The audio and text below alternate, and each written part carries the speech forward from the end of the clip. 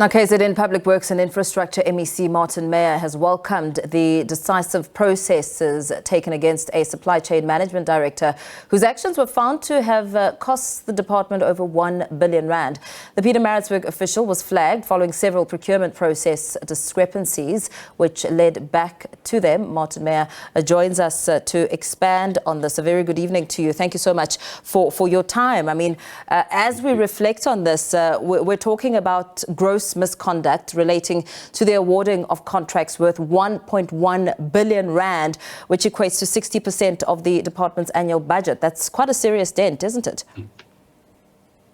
Absolutely. And as a department that is severely cash-strapped and struggling to provide the necessary services to the people of the province and to our client departments, that would be a huge blow. So we are very happy that we are managing to clean up this department one step at a time. One bad deal at a time, but that we are now definitely on the right track, and that we have not only are we dealing with officials like this, but we're also strengthening our structures internally to make sure nothing like this will ever be able to happen again.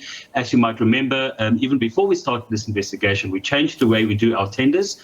That all our tender committee meetings are now recorded audibly and visually. And since that's happened, we've had no more appeals on our tenders, and the process is happening a lot cleaner, a lot more transparently.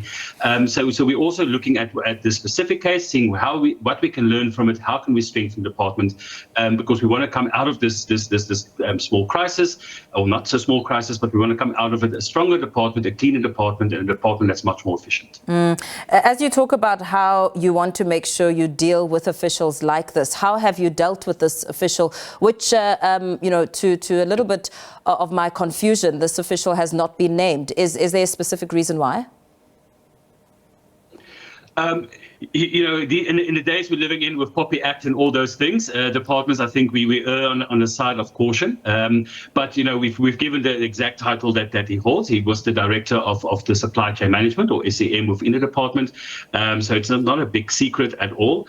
We will also be laying charges with the Hawks, because obviously there's a lot more investigation that needs to be done, especially into the specific company that has been involved. And we don't have the capacity to do those type of investigations. That's more within the gambit of the law enforcement agencies that this country has. So we will be working closely with the Hawks and other law enforcement agencies to do further these investigations while our own internal investigations are also happening. It would not be possible for one official to be able to do this by himself. Some other officials have also been suspended on this and other charges, and we are busy with their disciplinaries as well, and they will be completed within the next 2 weeks. And I think it's also important to note in this specific case on how we deal with it, that gone are the days in public works and infrastructure that officials will be suspended for a year or 2 years on full pay. From the date that we started an investigation, suspended the official, to the date that we removed him from office, was exactly or just under 60 days. And 60 days is what the regulations require, and then you have to keep renewing it. And I'm very happy to say that we've managed to do it within 60 days, and that we are completing most of our investigations within this time frame, because we don't want people to sit at home on the taxpayers' dime. We want to make sure that these type of investigations happen quickly, efficiently, but also fairly to the people involved. What is the scale of your own internal investigations? How many people are we talking here? I would imagine that, are you linking the investigation to this specific individual, or are you talking about other investigations which are not necessarily linked to this specific investigation? So there are other investigations within the department of some other matters as well, but they are linked to this one, some directly, some indirectly. We have to remember that no one person can sign off on anything like this by himself. There are structures and systems in place, and there clearly was a failure of the systems here. And that means that people who are responsible will also need to be looked at for dereliction of duty. So we are looking at the whole picture, but we don't want to be accused of any witch hunts or anything like that. So we're doing this following the processes of investigations. We're doing it very diligently, and we will be, if people have to be held responsible, we will do so. But because it is really time for us to turn public works infrastructure around. We've achieved a lot in the last 6 months. We are really on the right track.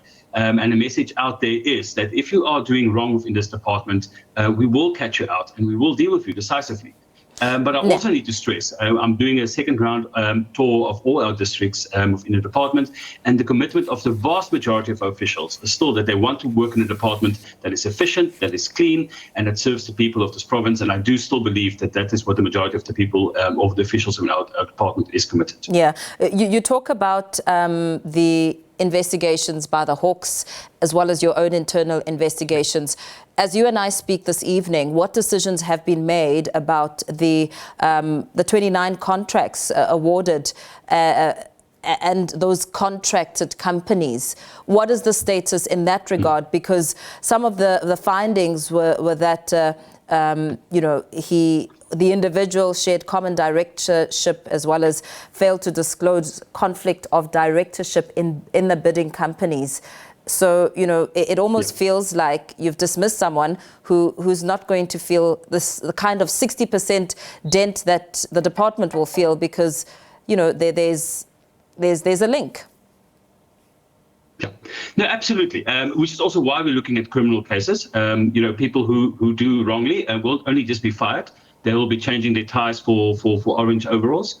And we will make sure that there's criminal or that justice is served where people are taken, because corruption is not a victimless crime. It is the poor and the underprivileged of our province that suffers through it.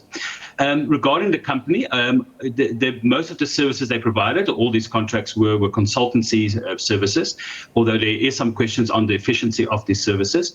I think it also shows that our department has become way too reliant on consultants, and that we have to really strengthen our own internal capacity to be doing much more of our work internally and not have to be so reliant on consultants. But we are now looking at each contract individually. And if we have to follow a legal recourse against this company or companies to try and recoup some of these funds, then we will do so. We are not going to leave any stone unturned to make sure that the people of KwaZulu-Natal is not shortchanged, and that they get that their tax money and the money that is allocated to serve them is doing so. So this is not the end of this road. I think it's a huge step in the right direction for us, but there's still a lot of work to be done, and we're not going to rest on our laurels. We do understand that this matter cannot just end here, and we will continue looking at this matter very closely until we can look back one day and say, yes, we've done everything in our power to make sure the department comes out of this stronger. Very well. Thank you so much for speaking to us this evening. Wrapping that conversation up with KZN Public Works and Infrastructure, MEC Martin Meyer.